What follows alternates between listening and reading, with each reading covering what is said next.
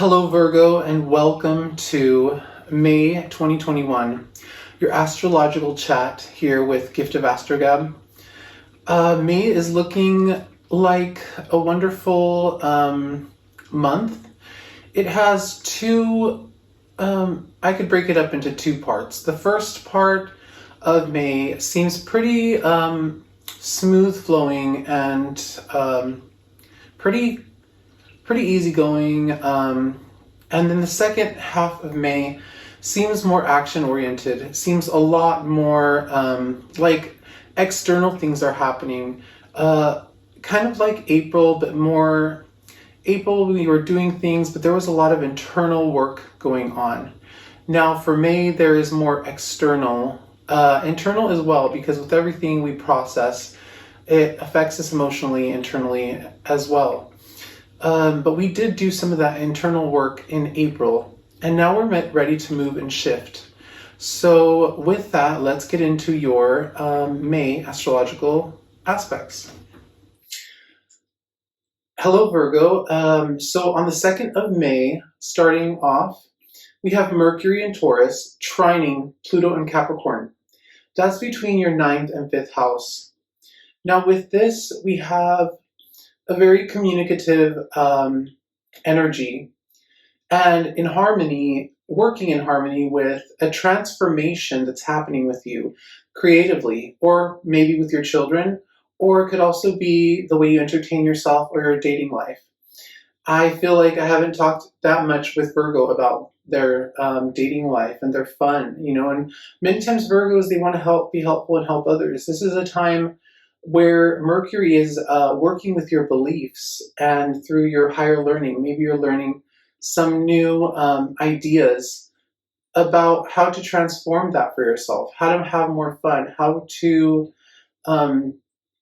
introduce more fun in your day, or just, go out and have fun. Maybe you're meeting somebody, maybe it's a romantic escape, or you're learning how to be more creative and playful if you have children, with your children as well. Now on the 2nd as well, you have Venus there helping Mercury, but it's on a different part of your chart. So Venus in Taurus is sextiling Neptune in Pisces in your 7th house. Now I see here between the 5th and the 7th house, it's very focused on romance, because the 5th house is a lot to do with fun, kind of like fun dates, fun things like that. And 7th house is partnerships. It seems like you could be meeting someone early in May, or you already are dating someone and you're spending time with them. And all the times you're having together are wonderful, and it's bringing you a new perspective to life. So moving on to May 3rd, at 10:49 p.m. Eastern Time, which is, I believe, 7:49 p.m. Pacific Time. Mercury is entering Gemini. This is in your 10th house of career, higher aspirations, legacy. It could be an authority figure or a parent. So there's with Mercury there, it's already livening it up because it's in its domicile. And I believe anything happening, whether it's a trine, sextile, square, opposition, anything like that, with Mercury in its domicile, it can be very helpful. Now, before that, though, earlier that day, you might have had a little friction, but it's nudging you forward, where Mercury in Taurus squaring Jupiter in Aquarius between your 9th and 6th house. So something in your communications to yourself or from another person, where you're learning and broadening your perspective, it's regarding your daily life, your work, your day-to-day, or your health. So on the 3rd, there is communication regarding health or some kind of aspect from your day-to-day routine, and it's expanding that as well with Jupiter there. And with Jupiter, it's very benefic as well. So it could just be someone giving you advice and helping you to better that day-to-day and health aspect in your life. Now, on the 3rd, again, we have Sun in Taurus, very vital energy, squaring Saturn in Aquarius between your ninth and your sixth house again. So the sun here is saying, how can we revitalize your day-to-day? How can we bring some shine to your health? How can we boost it? And with that, I think it's looking like, you guys are resolving certain things, especially with Jupiter there. And on May 5th, 1:13 a.m., which is 12, 11, 10, 13 p.m., May 4th, for the Pacific Coast, we have Jupiter quintile Uranus. That's between your 6th and your 9th house. So here, Jupiter quintile Uranus, we're getting an expansive, a quintile is can be an emotion where it can feel like you having the anxiety and excitement to get something moving. And with Jupiter and Uranus there, it's exciting, it's expansive, and it's between your 6th and your 9th house. So where in your day-to-day routine are you changing something revolutionary, in a revolutionary way, and expanding upon that, or you're feeling excited to do that because of a new perspective, or maybe something you're doing in your day that's new and expansive day to day is changing your perspective about life. Sometimes it's the action then the thought, or the thought then the action. So you can take it as you may on May 5th. So on May 6th, we have Venus in Taurus, loving Venus in Taurus, trining Pluto in Capricorn. All harmonious. So on the 9th, on the 6th, this aspect is happening between your 9th and 5th house. And that is your beliefs and your creativity, your fun, your exciting, could be a dating life. And with Venus there in Taurus, it's romantic. So, something romantic that is happening in your life could be bringing you new perspectives and you're loving it. And it's transforming you. It's transforming you and making you more creative possibly as well. Now on May 6th, the same day, we have at 1:33 p.m. Eastern Time, or 12, 11, 10:33 p.m. Pacific Coast Time, we have the North Node sextiling Chiron. And the sextile, again, is a very helpful aspect. And so with that, we have it between the 10th and the 8th house. There's something happening here where you're transforming from the inside. You're transforming. You're having epiphanies, healing. Chiron in the 8th house is very healing. You're healing a trauma. There is something happening that is benefiting your career and your legacy. It's boosting you. It's making you want to move towards that mark. And this is a wonderful thing for you, Virgo. May 8th, 4:51 a.m. East Coast time, which is 3 to 1:51 a.m. West Coast Pacific time. Ceres, the asteroid of agriculture, of abundance, of plenitude and nurturing, is entering Taurus in your 9th house. Now, this is a nurturing to your belief system. This is your nurturing to, it's like the springtime coming into your your higher beliefs. It's also, 9th house is also travel. It's also higher education. So maybe you are getting the energy to travel or to go somewhere to do something like that, which would be really wonderful. And it could be with someone romantic with all this 5th and 7th house energy and early in the month. Now, on May 8th as well, later in the day, we have at 10:01 p.m. Eastern Time, which is 9:07 p.m. Pacific Time, Venus is entering Gemini. And Venus loves to be in Gemini. It thrives in Gemini. So although it's not its domicile or any of its homes, which are Libra and Taurus, it does do well in Gemini. And it's in the 10th house for you of career, higher aspirations, legacy, and or a parent or authority figure. This is looking, it's where you're most visible as well. This is really good. You're getting a lot of love there. People are seeing you in a loving way. And it's introducing you into the 11th of May, which is the next aspect, where we have Mars in Cancer sextiling Uranus and Taurus. This is between your 11th and 9th house. So you're getting nurturing action from friends or from a bigger group organization, or it could be for a philanthropy that you're looking into, or just it could even be resources from friends that are coming in an actionable way, nurturing you, and it's benefiting with the sextile there, working with Uranus and Taurus in your 9th house, which is it's working with you to revolutionize your perspective, your belief, or even travel, unexpected travel. It could be with friends or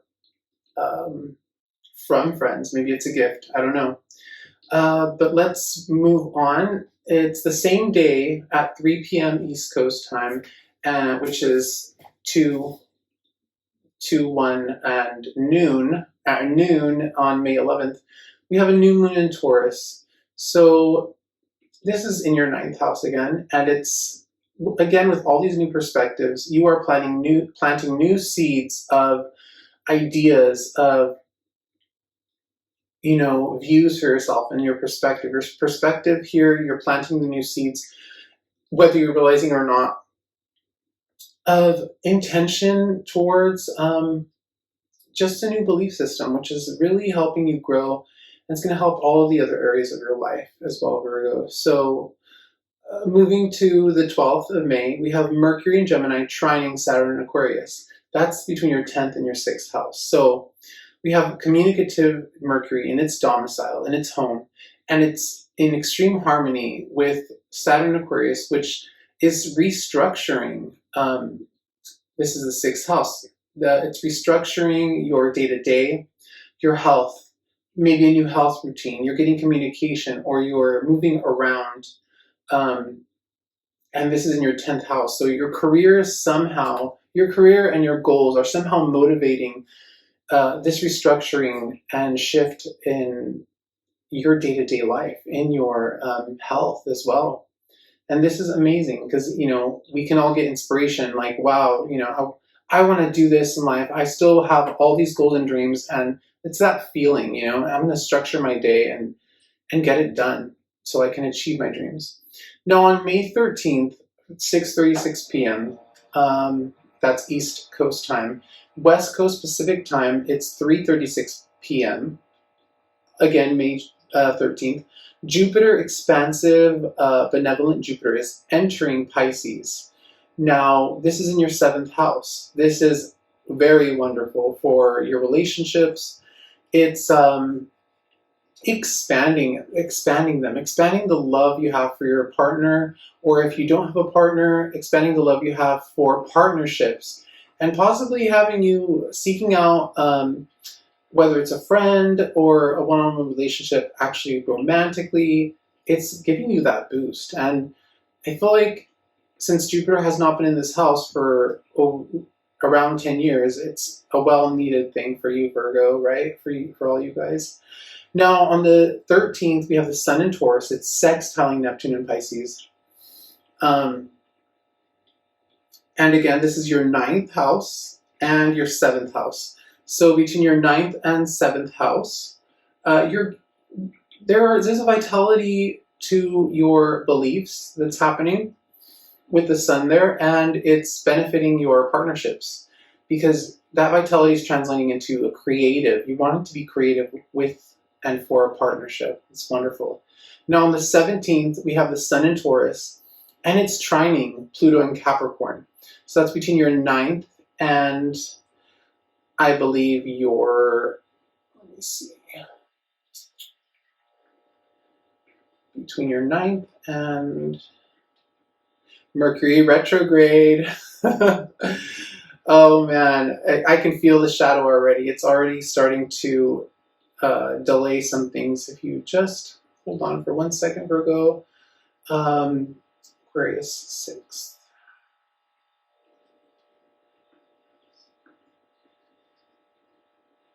Okay, here it is. It's between your 9th and your 5th house. So again with relationships, dates, it could be your children too. You're getting vitality from this new belief system, from this new perspective that you've gained. And I believe worked for, because Virgos are very hardworking, so you guys have earned that. But the trine here is also saying like it's an easy flow from these beliefs, from this new perspective, or from your travels, giving you this perspective, and it's trining, making you more, transforming you, making you more creative, making you more like fun and wanting to have a good time. That's beautiful. So on May 19th at 3:12 p.m., which is 12:12 p.m. Pacific time, 3:12 East Coast time.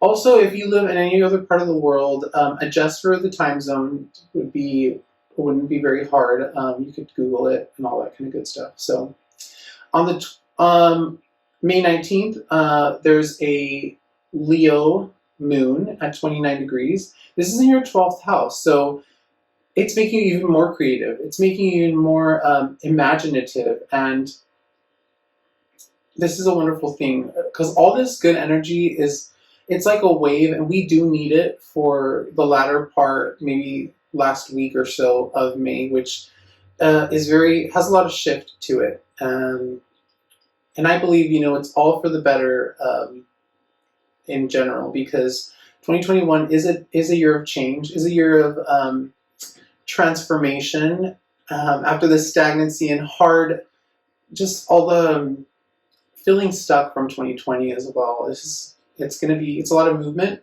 and for some people that's a little bit difficult, but it's exciting as well. So on the 19th, we have Venus in Gemini, trining Saturn in Aquarius. This is between your 10th and 6th houses. Now, this loving planet Venus, acting from this career zone, this higher aspiration zone, you're feeling so much love, and it's flowing into restructuring this day-to-day life. It's giving you the momentum, I would say, just like when you're whistling a song, it's so subtle. A trine is so subtle. It's just that good mood that you're in. And it's flowing you into the energy that you need to restructure your health routine, whether you're going to a gym, your day-to-day, or a new day-to-day job. It's just giving you that energy. Now, on May 20th, the sun is entering Gemini, and that's in your 10th house.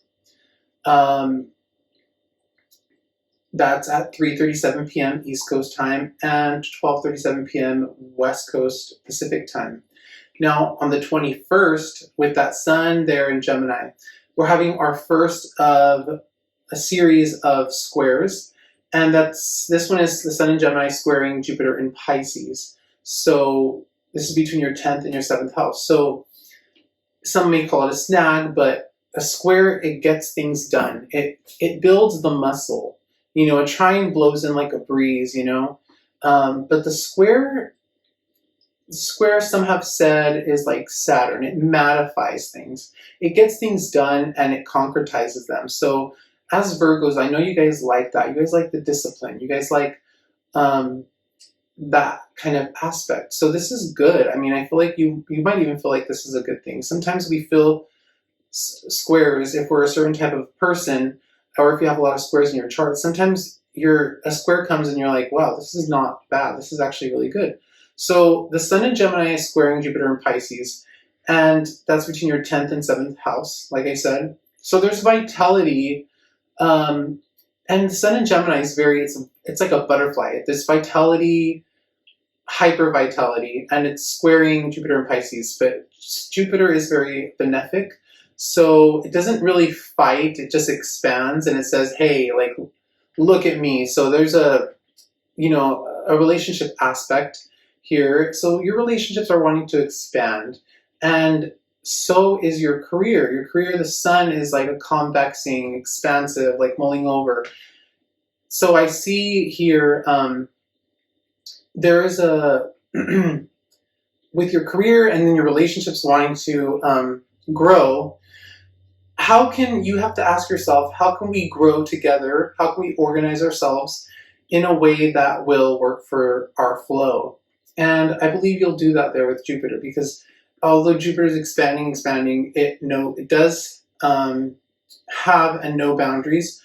So with the sun there, it'll shine upon that, and I think it'll help the relationship between career or a parent in a relationship or your legacy in a relationship with a significant other will work out. And on the 22nd, we have another square, which is the communicative aspect. Mercury's are in Gemini, and it's in its domicile. It's very happy there, but it's squaring Neptune and Pisces. So there's a between your career, which is your 10th house, and your 7th house. So your career is communicating well, or there may be a few little miscommunications because I think by this time Mercury is in shadow of a retrograde. So maybe if there's a miscommunication between what you want for your life and your dreams and your career, with your 7th house there and your partner or someone saying like, what about our deeper love, our higher love, and where is this going to go? Well, it's with those planets there and Neptune being a benefic and Jupiter there as well, close by, there's compromise here, and it's all going to work out. I believe that these are working squares, working for the best. Now on May 23rd at 5:19 a.m., which is 4:32:19 a.m., we have Saturn retrograde, turning retrograde, and this is in your 6th house. So Saturn turning retrograde is like having, like a manager or someone high up saying, let's review all the structures that you've built in this house, which is the 6th house. Let's review with all this energy you've had in the 6th house. Like, let's see how things are working, how your structure is for your health, for your routine, day-to-day, your job. And if there's anything that needs to be fixed, let's fix it. Let's work the kinks out. And then by the time it goes direct, it'll be even smoother, like a way more well-oiled machine. Now on May 26th, we have at 7:14 a.m. Eastern Time, which is 6:54:14 a.m. Pacific Time. Most people are going to be asleep by this, and they're not going to. They're going to be in bed still, unless you wake up pretty early. The full moon total lunar eclipse will happen in Sag on the 4th. In Sag. It's happening in your 4th house of family. So family and your home, so like maybe there's a lunar eclipse. It likes to kind of transition, like switch things up, like what is new, what is older, like let's renew this. It could be saying maybe you're moving to a different home, and or you're thinking about it, and it's emotionally bringing you to that point where, okay, let's do it, because eclipses, they're strong, they could totally make you change your mind. Or maybe, you didn't talk to a family member or something, and now you're going to really talk to them. You're going to be like, wow, I realize emotionally that this person is important. And that's really nice for relationships. So on the 27th, Venus in Gemini is a loving, benevolent planet, and it's squaring Neptune and Pisces. Again, I remind you that they're benefic planets because the squares are a little bit daunting because there's so much action. It's like lifting weights. It's not always easy, but it's really good for growth and muscle. So with these two happening between your 10th and your 7th house, there's again this dialogue between your career and your goals and your high aspirations, and then your relationships, your partnerships. And with these two planets together, they're going to work out a compromise and see how they can flow together nicely. Now, which might not seem so at first with the square there, but it's going to work out. It's going to be a compromise, and it's going to grow you in your career and your relationships. So on May 29th, going towards the end of the month, we have 6:34 p.m., which is 3:34 p.m. West Coast time, 6:34 Eastern time. Mercury's going retrograde in your 10th house. And when Mercury goes retrograde, it's same as like It's reviewing. It's you're reviewing your communications. You're reviewing. Um, it could be a vehicle, but it's in your 10th house, so maybe it could be even as specific as like a work vehicle. Like maybe they're changing you to another work vehicle while one's getting fixed, or it could be that you're reviewing your communications with another person in your career or about your goals, or you're reviewing it within yourself. Because Virgo, you are ruled by Mercury as well as Gemini. So you are reviewing something about your goals and your aspirations within yourself. And like Saturn going retrograde, you will work the kinks out, and then you'll be way more smooth. Everything will move way more smoothly after the retrograde. So that's really positive, really good. Now, on the 29th as well, Mercury in Gemini is conjuncting Venus in Gemini, and that's in your 10th house. And with that, Venus is blessing this. I really think it's a blessed energy to have in a retrograde. Which means I think that everything, even if there's kinks, even if there's like electrical situations or like technology situations, they're going to work out more smoothly than they would in another sign and without Venus there. Now, to finish off the month, we have Mars in Cancer trining Neptune in Pisces. This is wonderful.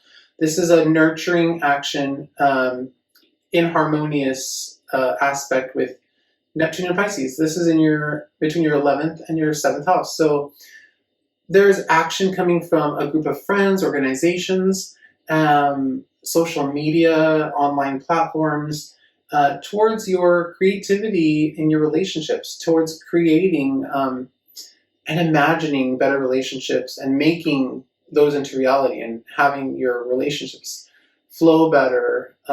So however that comes through, I would like to know. That would be amazing if you could know about the comments. And also you could be your creativity or the imaging of a relationship that you are putting out there for social media or towards friends, and it's having a harmonious effect. Now with that, Virgo, I would like to say have a wonderful May, and please comment, subscribe, share, all those good things. And I'll see you guys again in June. Enjoy the summer coming on to us. It's a beautiful time. All right, so take care, and thank you so much.